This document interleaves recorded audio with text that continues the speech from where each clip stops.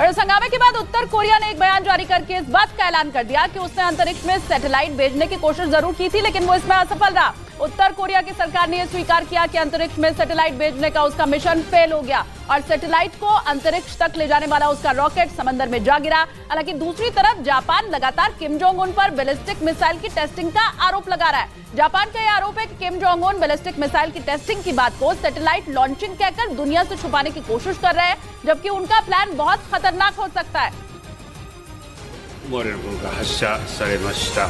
現在のところ、被害状況等は Ukraine युद्ध शुरू होने के बाद से ये रूस पर अब तक का सबसे बड़ा हमला है। इससे पहले 3 मई को मॉस्को में राष्ट्रपति भवन पर 2 ड्रोन से हमला बोला गया था। उस वक्त भी रूस ने सीधे यूक्रेन पर ही हमले का आरोप लगाया था। हालांकि इस हमले को वक्त रहते नाकाम कर दिया गया था, लेकिन इस बार मॉस्को पर जो हमला हुआ उसने पुतिन की नींद उड़ा दी, क्योंकि सुबह के वक्त ही मॉस्को एक के बाद एक हुए कई धमाकों से दहल गया। मॉस्को पर हुए ड्रोन अटैक के कई वीडियो भी सामने आए, जिनमें एक वीडियो में धमाकों की वजह से घबराए लोग सड़क पर खड़े दिखाई दिए, जबकि मॉस्को और उसके आसपास के इलाके में आसमान में कई ड्रोन उड़ते नजर आए। हालांकि उनमें कई ड्रोन को हवा में ही ढेर कर दिया गया।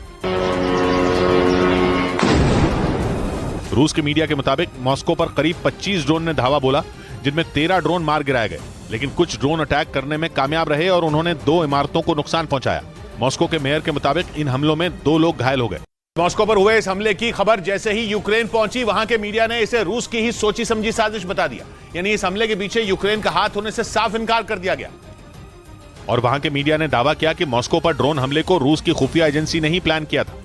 यूक्रेन की मीडिया के मुताबिक जिस तरह से रूस की राजधानी पर हमला किया गया, उससे यह साफ हो गया कि यह रूस की ही साजिश है, क्योंकि इतने सारे ड्रोन ने एक साथ हमला बोला, लेकिन वहां की सिर्फ 2 इमारतों को मामूली नुकसान पहुंचा। यानी ये ड्रोन हमला बहुत सोच समझ कर किया गया।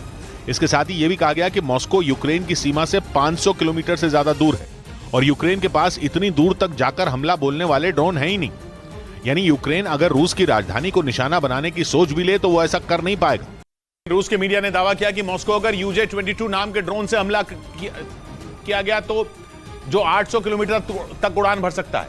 इस ड्रोन को यूक्रेन की कंपनी बनाती है, जिसका दफ्तर कीव में है। यानी रूस के मीडिया ने यह साबित करने की कोशिश की कि मॉस्को पर हुए सबसे बड़े हमले के पीछे यूक्रेन ही है और वहीं बने UJ-22 ड्रोन ने मॉस्को की इमारतों को निशाना बनाया। रूस के मीडिया के मुताबिक जिस UJ-22 ड्रोन से हमला बोला गया वो 800 किलोमीटर तक उड़ान भरकर वार कर सकता है। इसके साथ ही ये ड्रोन 20 किलो तक विस्फोटक ले जाने में भी सक्षम है और इसी ड्रोन का इस्तेमाल यूक्रेन ने मॉस्को को दहलाने के लिए किया। हालांकि अगर रूसी मीडिया के इस दावे में जरा भी सच्चाई है तो ये रूस के लिए एक बुरा सपना साबित हो सकता है, क्योंकि अगर इतनी लंबी दूरी तक वार करने वाला ड्रोन यूक्रेन के पास मौजूद है तो वो रूस की राजधानी मॉस्को को आने वाले वक्त में भी निशाना बना सकता है। और इस वक्त ब्रेकिंग न्यूज मिल रही है रूस और यूक्रेन में छिड़ी हुई जंग से जुड़ी हुई। रूस के राष्ट्रपति पुतिन ने यूक्रेन के ऊपर एक बड़ा आरोप लगा दिया है। दावा उन्होंने किया है कि यूक्रेन के राष्ट्रपति ज़ेलेंस्की ने रूस की राजधानी मॉस्को में मौजूद आम लोगों को मारने की प्लानिंग की थी।